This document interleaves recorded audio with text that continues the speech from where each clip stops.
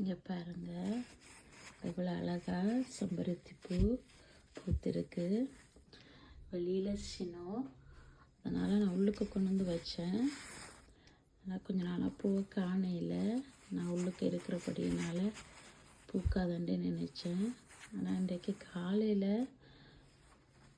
அழகாக பூத்திருக்கு பாருங்கள்.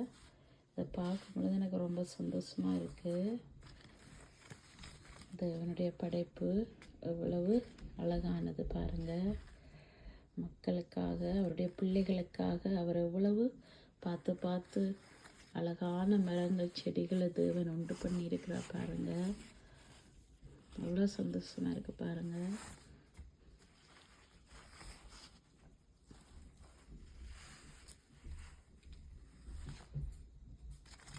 இலைகளும் நல்லா பச்சை பசேரண்டு இருக்குது.